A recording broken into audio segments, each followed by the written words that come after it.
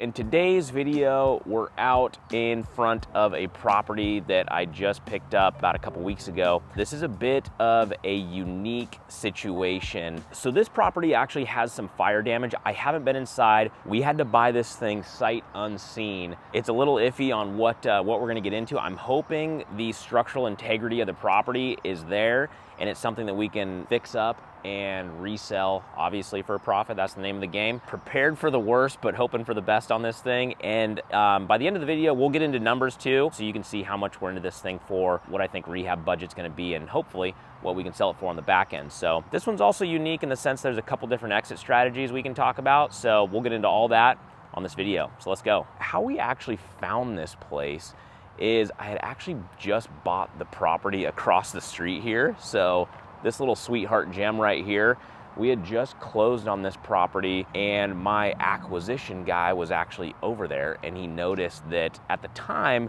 there was a bunch of just junk. Well, there still's a bunch of junk, but there was more junk in front of this property. We took down the address, we called the owner, see if he was interested in selling it, you know? Anyway, long story short, he said, yeah, actually I am. It's a rental for me. There was just a fire in the house. So we were able to make him an offer, come to a deal, and here we are. So this is in a little, I don't want to call it a sketchy part of town, but we do have the freeway just right up over there. And then there's also like a trail, kind of attracts some transients from time to time. I guess I'm telling you this because occasionally, you know, you have some riffraff that'll try to break into vacant homes. I'm hoping that's not the case here.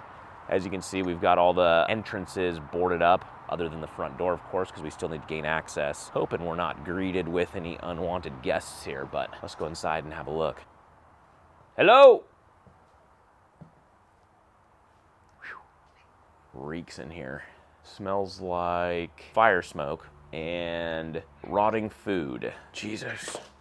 Dude, it is thrashed inside here. We still got to get the trash out guys in here too. This is kind of weird. It's like we got cat food or dog food right here at the door. Hopefully I'm not running into any animals in here. This is weird too. Hold on a second. What is going on here? Hey, hello. Anybody in here? Just let me know.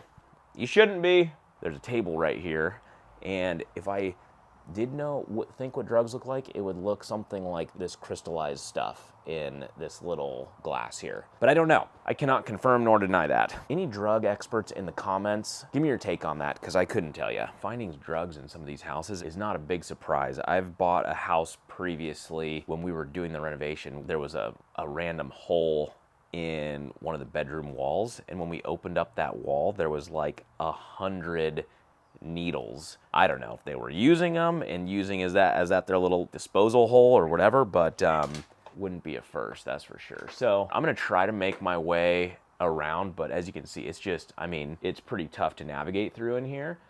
But back there in that corner, this is all smoke damage. This is not like black mold or anything like that. This is all just fire smoke damage. Anyone needs a pink bunk bed, let me know. I'll leave it on the porch for you. Honestly, the most tragic thing I've seen so far is the fact that this disco ball is melted on the one side, because that's a keeper right there. From what I understand here, per county record, we have 3 stories here. So right now we're walking on the main floor. We'll try to get to each one of them. I mean, right now we might as well just try to poke our head up in this attic here.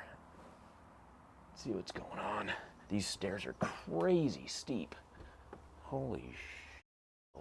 This place is creepy. We got more things written on the wall. I don't know if you can see that. We do not see things as they are. We see things as we are. Dun dun dun. Jesus, just tons of shit everywhere. I mean, here's another just random table. It just appears as though there was some sort of, I don't want to say drug activity, but potentially. And again, I don't know the full story. What I think probably happened here is he had some maybe normal tenants. Then once it actually caught fire, the house is uninhabitable at that point. Like I mentioned, like around here, if there's any sort of vacant house, it's like bait for some of these like transients around here to then come and break into and you know, try to live in. So I don't know for sure. It's a bit of speculation, but I'm assuming that's what happened based off of just kind of the different tables I'm seeing set up here. Like, it looks like people are breaking in here to like try and do drugs, you know, sleep on some of the mattresses. But I don't think it's from the previous tenant. I just think it's from a vacant property being boarded up and then people trying to come take advantage of the situation. We're gonna walk into the kitchen here. Do we think this is salvageable, or do we think we need to redo the kitchen? Give me something in the comments on what you think we should do here. Good lordy. It obviously got hot in this, even in this kitchen, even though there's not a ton of fire damage, there's just smoke damage. This shelving here, I don't know if you can see that, but just stuff melting down through the racks here. Holy crap. All this plastic stuff is just completely melted. So obviously this place is a disaster as far as just junk goes, but I haven't really seen a ton of crazy fire damage yet. You know, we're looking at a bunch of smoke damage in here. So I'm hoping it doesn't get much worse than this. We're gonna find out. This loops around back into the living room area where we first came in. The fire damage seems to be getting worse. So I think Jesus, these rooms are so, this place is disgusting. Hey, if anyone's looking for any mattresses, let me know. They'll be on the front porch with a free sign on them. Okay, so I can't even barely get in the bathroom, guys, but here's just a quick little pan of what we're dealing with in the bathroom. I think I've found where this fire has started, or originally started. Obviously, it spread throughout the house, but it appears though,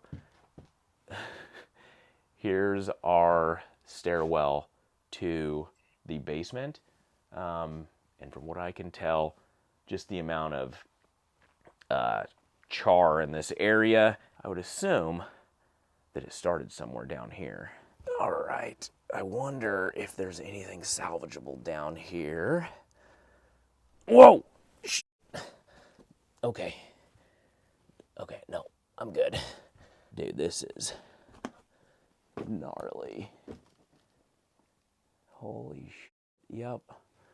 The fire definitely started down here. This basement, this head height is pretty low anyway. Like, I don't even know if you'd want to refinish this space out anyway, because it's not very tall. Oh man, I should probably have a mask on down here. Everything down here is completely charred. So this is clearly where, I mean, look, someone's bed was right there. Oh my gosh.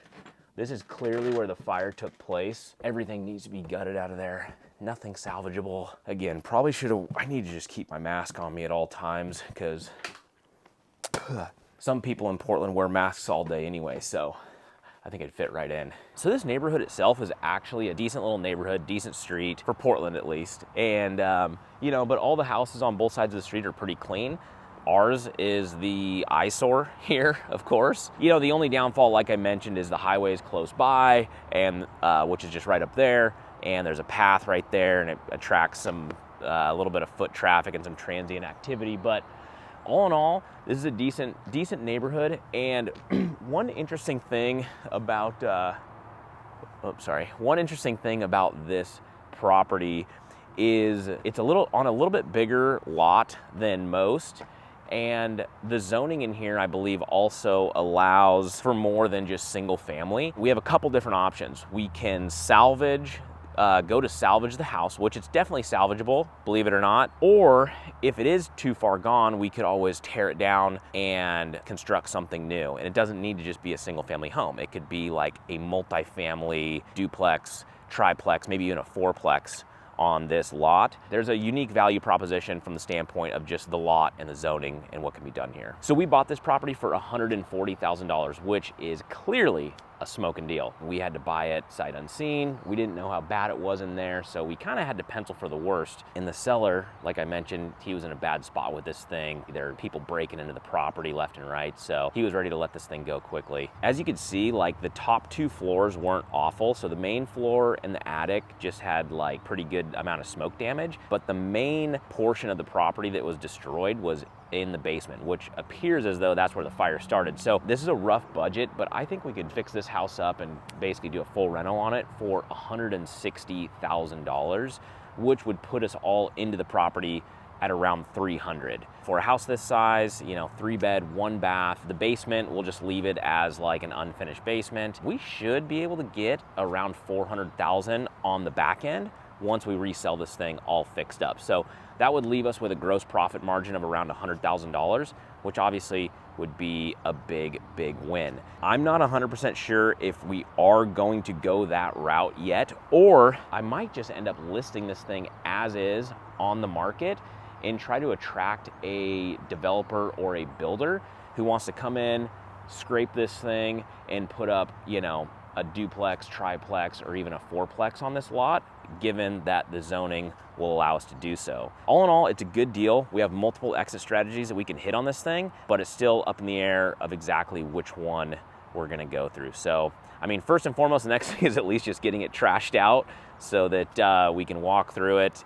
easier, and then any potential buyers could actually walk through it as well. So all in all, good deal, guys. Hey, thanks for coming along with me today. I appreciate it. Like, comment, subscribe, and we'll see you on the next one. All right, see ya.